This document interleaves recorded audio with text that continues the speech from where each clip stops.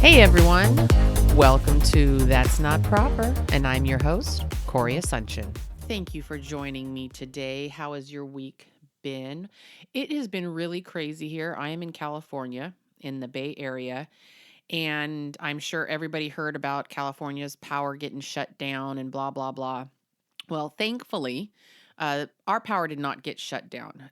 Surrounding areas and streets and whatnot did, but we did not lose power. However, funny story, instead of losing power, we lost water. There was a water line that broke and shut down in the neighborhood that I live in. No one had water. Now, I wasn't really all that freaked out about it. Thankfully, my daughters are fabulous and they went and grabbed some water jugs last night. I didn't even know it. I woke up to water jugs and everything was fine. And then it actually ended up coming back on. It was a little bit terrifying at first just because, well, I have boys and sometimes they stink, but also I take care of an elderly gentleman and I was concerned about the needs for him with regards to water. But all is good, but it was a little chaotic. People in California are weird sometimes. They do crazy things like, oh my gosh, the power is going off. And they drive around like lunatics and are honking at people and are angry. And like, no, apparently there was no water bottles in the store. Craziness.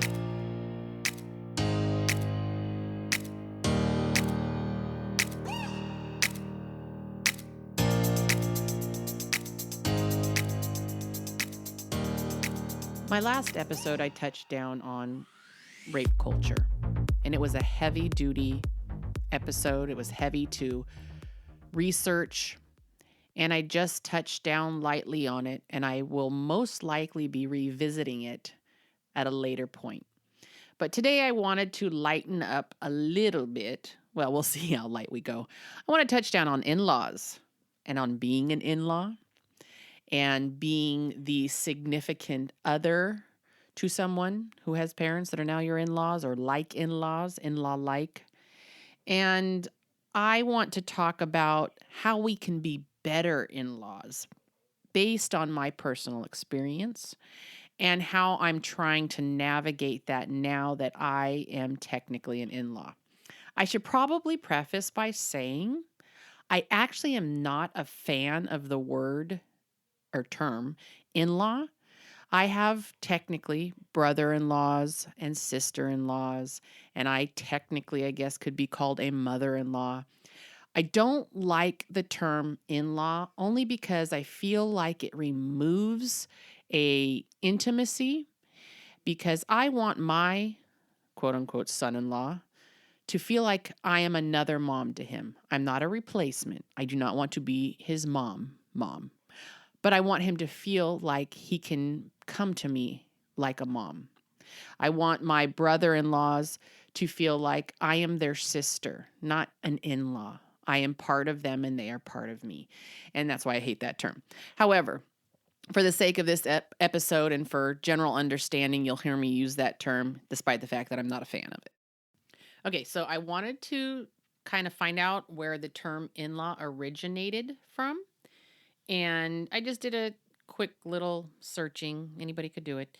And apparently it was part of canon law or in the canon law. I don't even understand canon law entirely, but that's apparently where it was at around the 13th or 14th century. And it was kind of general, basic, but the essence is it was used to define relationships with regards to what was prohibited as far as marriage was concerned. So, for example, it was in there to prohibit you from marrying your in-laws, your mother-in-law, your father-in-law, etc., so on and so forth. In addition to that, though, it also meant that your in-law had the same rights and duties and responsibilities as your biological parents.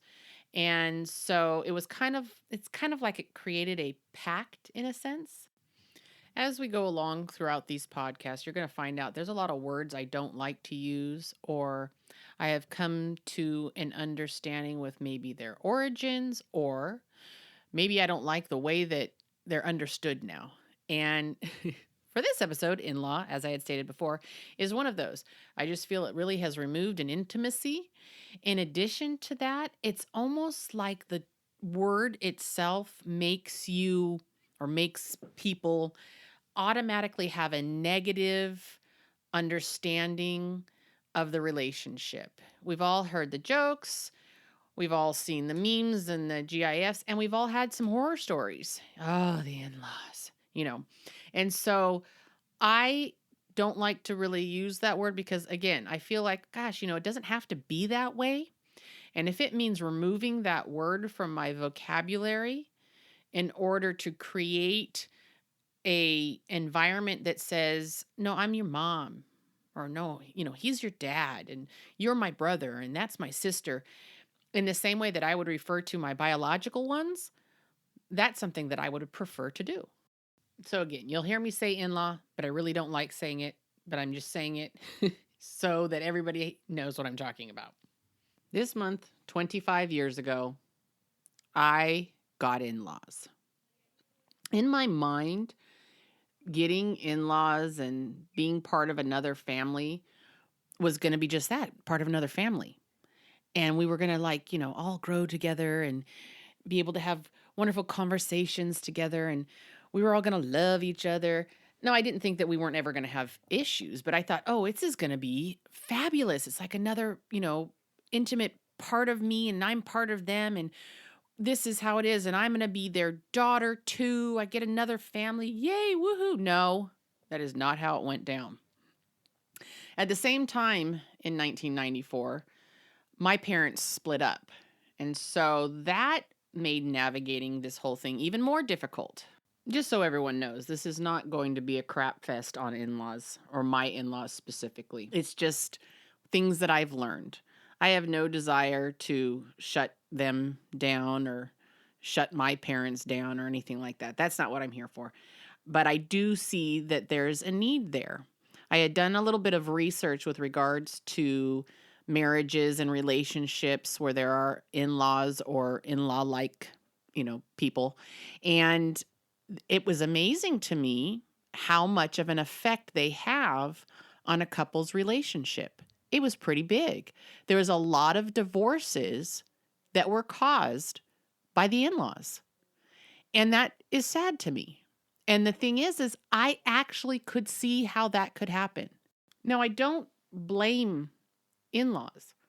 I think that there can be error on both the couple's side or one of the partners in a relationship, as well as the in-laws. But my focus now is to make sure that I am doing all I can to be that in-law that is supportive, that stands by my daughter and her significant other equally. Now, obviously, I'm not going to even go into this, but I'm not talking about abusive relationships and things like that. That's a whole other episode. What I'm talking about now is standing by your kids and supporting them as a couple without causing issues, which can be hard sometimes, but is vitally important to recognize that this other person that has been brought in to your fold, to your family, is actually truly part of you. And whether they stay or go, they will always have a part of you and you a part of them. So instead of trying to weasel our ways in or to choose a side, we need to figure out a way to support them and to encourage them. Because being in a relationship, especially a new one, is hard enough as it is. There is no reason to add to that. So there are a few things I feel like I've learned as far as being an in-law and having in-laws. And a lot of these things, I think that I would have really benefited from understanding better years ago. And I'm hoping that they make a difference now as far as my relationship now with my son-in-law, whom I adore. And I don't know, we'd have to ask him if I'm fabulous. I think I am. Maybe he would just tell me I'm fabulous just to get me to shut up. I don't know. Create boundaries. Recognize that as a couple, and if you are a couple that is dedicated to one another, that you are a team. You are a new, unique little team. And You do not have to allow others in to break the team up. So you create boundaries right out of the gate that you can agree upon, that are fair. That might mean a little bit of compromise, but create boundaries for each other. Create boundaries with regards to your in-laws. There are times where it is not appropriate, it is not okay for the in-laws to be stepping in. There are lines because it is not their relationship. It is your relationship with this one other person. You are a unit now. You are one. Well, at least you're supposed to be. This doesn't mean your in-laws aren't going to have some advice, frequently unsolicited advice that they have for you. But it does mean you cannot listen to it if it doesn't apply. Don't let it affect you. Don't let it affect your relationship. Come together and say, yeah, we got this advice from so-and-so. However, this is what we are going to do because this is our relationship. This is our family. And it is irrelevant what they have to say if it does not apply. Now, here's the other thing. If they're right on the money, yeah, take that advice, take that counsel. This is when communication is really key in a relationship. Something that, quite frankly, I believe I sucked at. I don't know if I just thought, oh, well, they know this already. No, that doesn't really work that way, especially if you're with someone who was raised very different than you. There's a lot of things you may not agree upon. And so coming together and saying, hey, let's create these boundaries. Here's why. Rational ones, by the way, not ridiculous ones. Rational reasons that you can agree upon that create a boundary. And some of these things you're not going to know out of the gate. But when you see them presented to you, talk about it. Come together and say, hey, you know what? This was not okay. Here's why. What can we do together as a team to make sure that we both feel supported by one another in this, and that if it occurs again, we know how to address it? In-laws, your kids are grown now.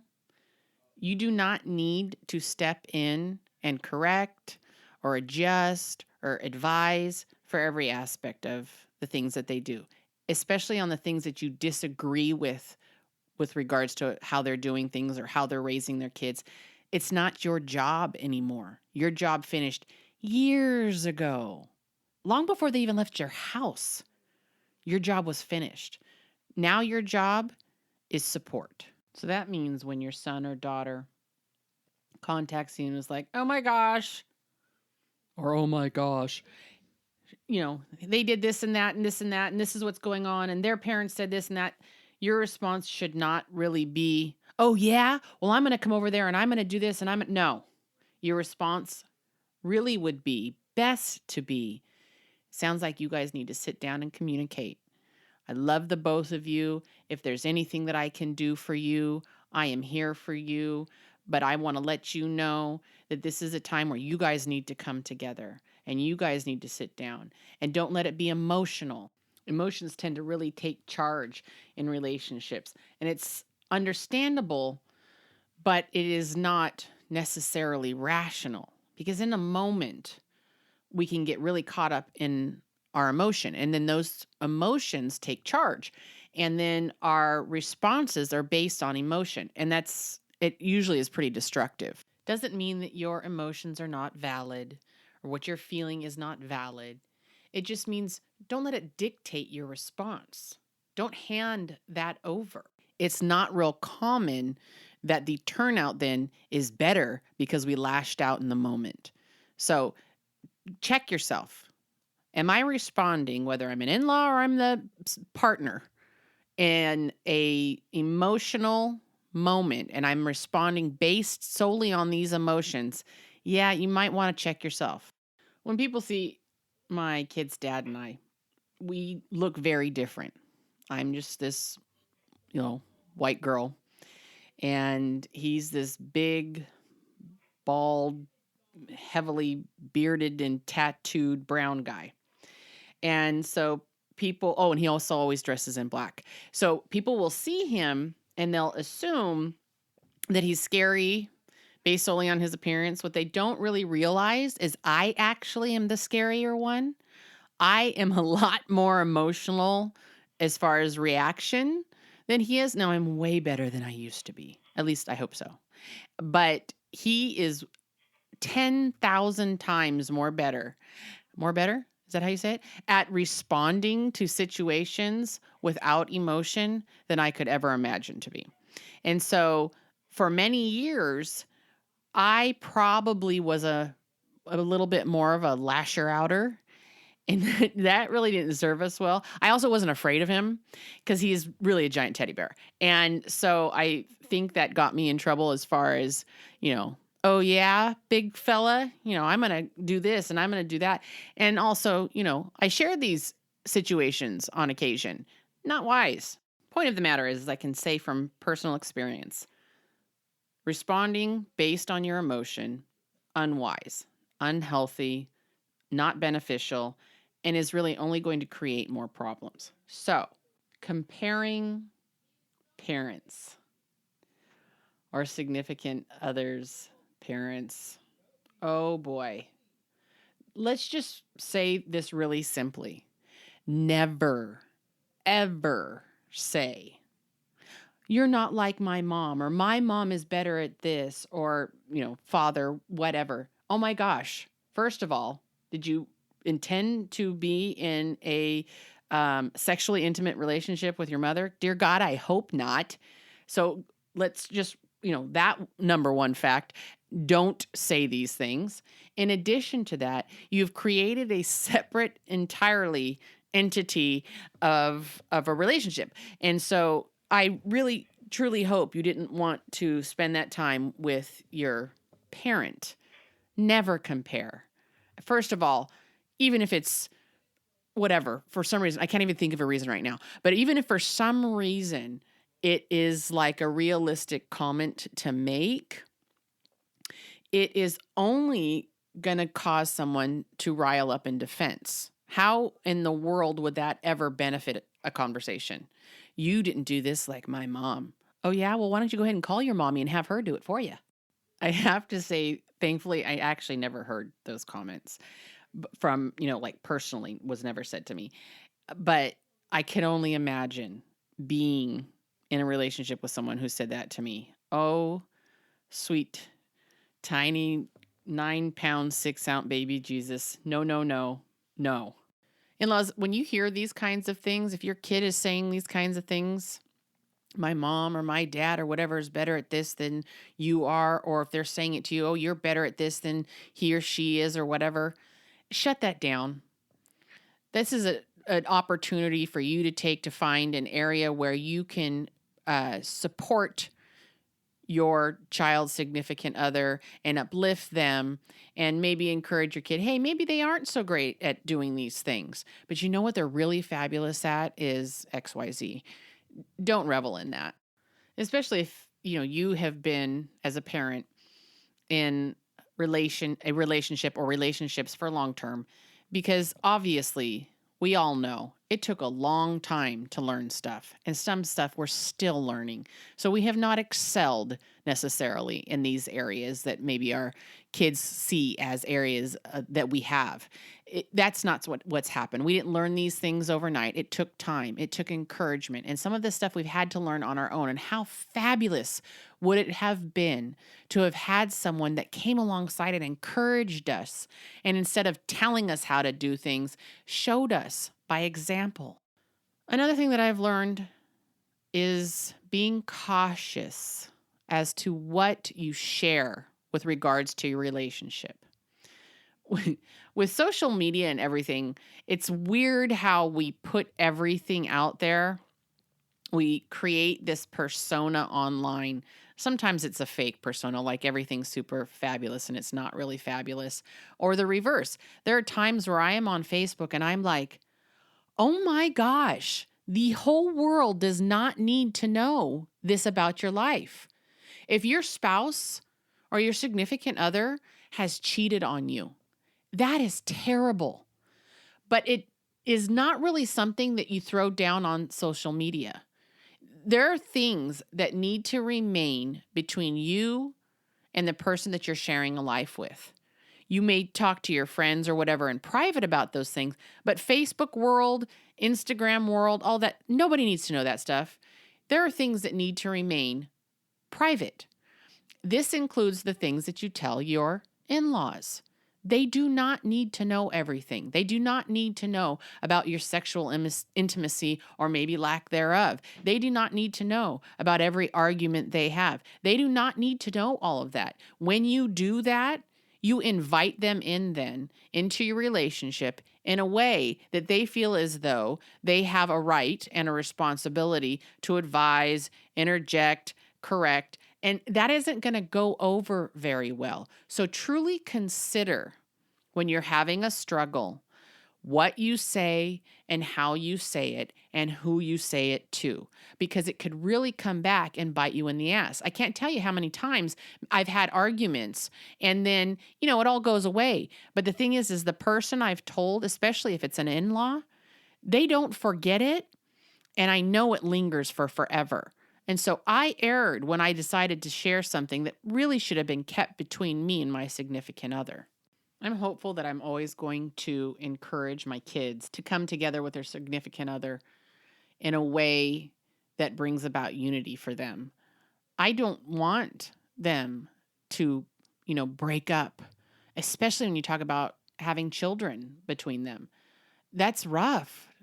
Separation of parents is rough. Disunity is rough. Discord in the household is rough, man. And it affects even infants. It is hard. And so I am hopeful that I'm always going to encourage my kids, hey, I know this is hard. That sucks. I might even have my own personal opinion. I might be pissed off. But I'm always going to be hopeful that I will encourage them. Hey, look, put aside the emotion for right now. How can we work on this together? What can I do for the two of you to support you? And hey, mom and dad, sometimes support means doing nothing and just telling your kid, I love you. I'm here for you. I love the both of you. And I want to support the both of you. I'm not entirely certain who's responsible for security within a relationship. And what I mean by that is feeling secure in the relationship, knowing that this person's got your back.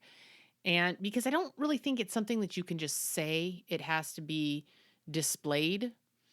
But there are times where it being verbalized is important. And one of those areas within a relationship, I believe, is in simple things that, and man, I hear about this all the time. When you have a situation and one person says to an in-law, oh, well, she doesn't want to do that. Or he doesn't want to do that. It separates you. So if you're a team and you're united and you've created these boundaries or you've unified one another in, how you're going to handle a situation, but one of you takes that situation and says, well, he doesn't want to do that, or she doesn't want to do that. Okay, right there, it has created a divide, because when someone else processes that, this is what they're hearing. Oh, she's got him by the balls. Or, oh, she's his whipping post and he's, the boss man and commands her around. Where it's possible that that is the situation, or it is entirely not. But I think sometimes we say those things so that we can avoid confrontation. The issue with that is you still bring that home. And when your significant other hears that you have not said, we've made this decision, or we have decided not to do this, or we don't want to do this, well, it makes it as though you are no longer united. And it creates like this crevice that someone can step into to widen that divide. There have been times where I did not want to, or my significant other did not want to be a part of whatever it was that was going on with our families. And it sucks. And way back when, there are times where either I pushed and prodded and said, no, you have to go, or you have to do this, or you have to say that. Or I felt like that's what I needed to do with regards to his family. And what I've learned is shut up.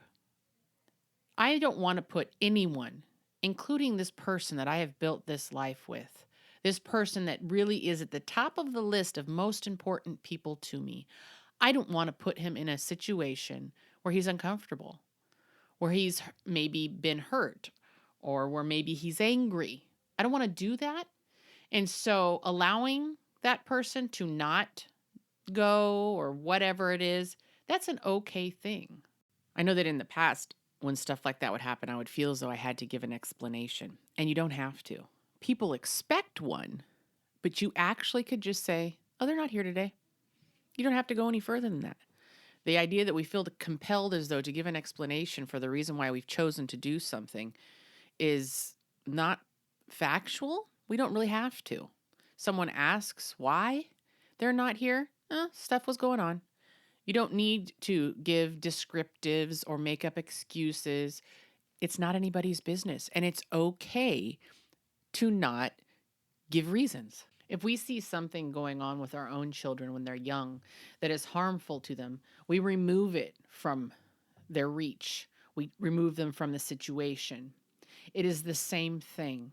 If you are in a situation with regards to family that is bringing harm and dissension and disunity and discord on a characteristically regular basis, it is okay to completely step away. Let me be clear, that is not easy, but at times it is absolutely necessary.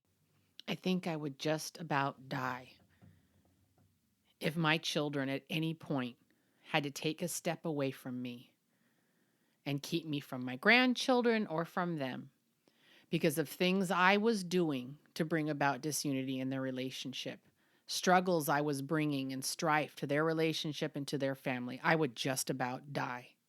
And so, because of that, I will not, at least I hope I don't, and dear God, correct me if I do, I will not reach in where it is not my business.